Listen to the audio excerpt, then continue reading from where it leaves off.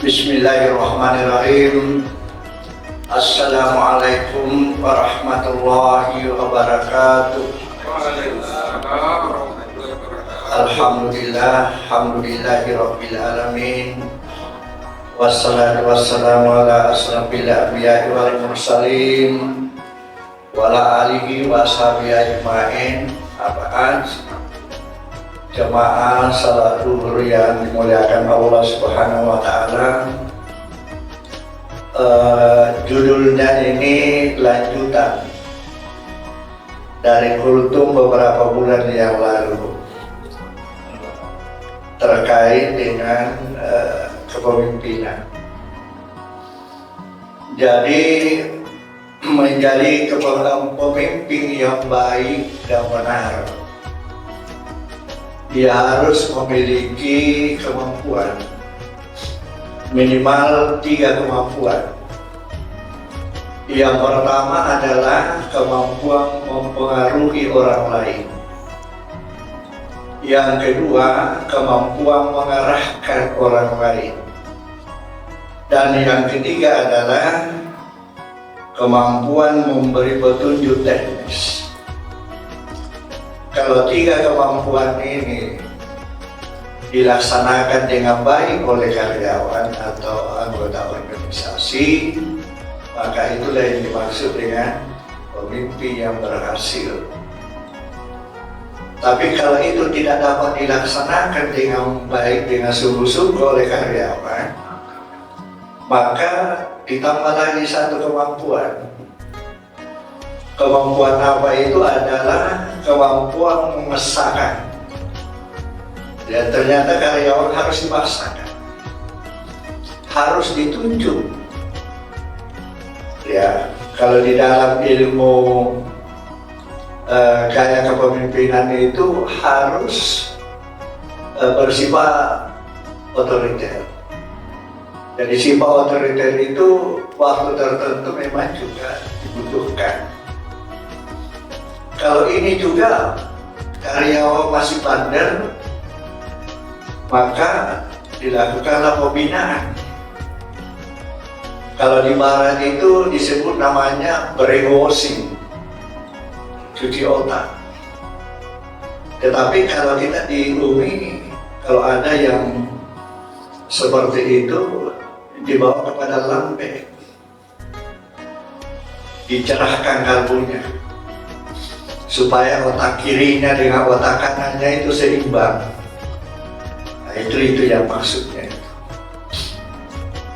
Menjadi seorang pemimpin yang baik dalam Islam itu ada 5 kriteria, minimal 5.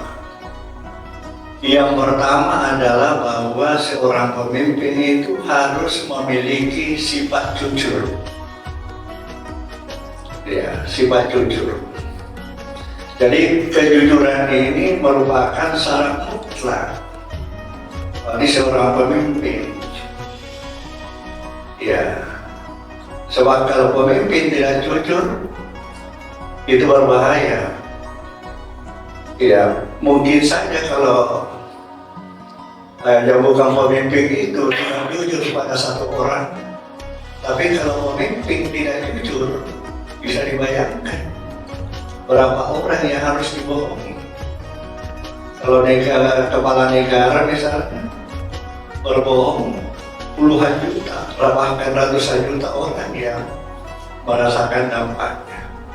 Oleh karena itu, di sini dikatakan bahwa ya dalam surah Al-Ahzab ayat 70 dikatakan ya ayyuhalladzina amanu taqullaha wa qulu qawlan sadid. Hai orang-orang yang beriman, bertakwalah kamu kepada Allah dan berkatalah dengan benar. Jadi ini perintah Allah ini. Jadi kita memang diperintahkan selalu berkata dengan jujur, dengan benar. Kemudian surah Al-Ahzab itu lebih lanjut di ayat 119 dikatakan Ya ayyuhalladzina amanu taqullaha wa kunu wassadiqin. Hai orang-orang yang beriman, bertakwalah kamu kepada Allah dan bersamalah dengan orang-orang yang benar. Jadi kita disuruh bersama dengan orang-orang yang benar. Iya, jadi tidak boleh bersama dengan orang-orang yang salah. Jadi ini dua ayat ini perintah Allah. Dan manfaatnya kalau kita selalu berkata jujur, maka kita selalu mendapat kepercayaan. Kriteria kedua adalah amanah. Ya, amanah ini adalah kepercayaan, titipan yang harus dijaga dengan baik. Karena kenapa?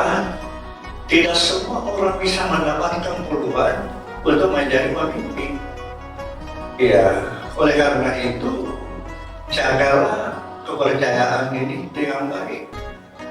Ya, karena terus terang kalau orang sebelum dilantik itu kan disumpah, demi Allah saya bersumpah akan melaksanakan tugas dengan sebaik-baiknya dan seadil-adilnya. Ternyata beberapa bulan kemudian, waduh, ditangkap oleh KPK. Nah, itu kan tidak melaksanakan amanah dengan sebaik-baiknya. Yang ketiga, kriteria ketiga adalah bahwa seorang pemimpin itu harus memiliki kompetensi, ya, punya ilmu pengetahuan, ya, bahkan juga dianjurkan punya keterampilan, punya sikap, ya. Makanya di dalam surah Al-Mujadalah kalau tidak salah ayat 11 itu, yarfa'ullahu alladzina amanu walladzina utul ilma darajat wallahu bima ta'maluna. Ya, jadi orang yang beriman dan berilmu itu diangkat derajat. Jadi seorang pemimpin itu sebetulnya sudah diangkat derajat. Ya. Jadi apalagi ya yang harus didustakan, karena sebagai seorang pemimpin itu sudah luar biasa hebat yang diberikan. Dan yang keempat adalah seorang pemimpin itu harus bertanggung jawab. Kullukum ra'i wa kullukum mas'ul an ra'iyati. Bahwa setiap kita ini adalah pemimpin, dan pemimpin itu harus diminta bertanggung jawab. Dan ini luar biasa, ya.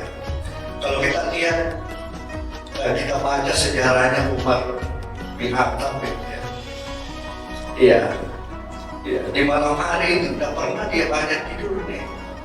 Dia selalu keliling, ya. Dia ingin mendengar keluh kesah dari rakyat. Jangan-jangan ada yang sakit, jangan-jangan ada yang kelaparan. Nah, kalau ini dilakukan, saya kira aman itu, ya, aman itu suatu organisasi. Dan yang terakhir adalah bahwa seorang pemimpin itu mencintai dan dicintai oleh masyarakatnya atau rakyatnya. Nah, ini saya kira ini menarik bahwa seorang pemimpin itu harus mampu memperhatikan, mampu mengayomi, bahkan mampu menjaga kesejahteraannya, rakyatnya, anggotanya.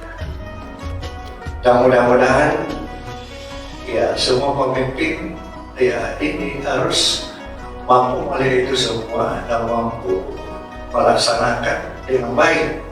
Saya kira inilah kultur singkat saya. Ya, terima kasih kalau ada kalimat kata yang salah, mohon dimaafkan.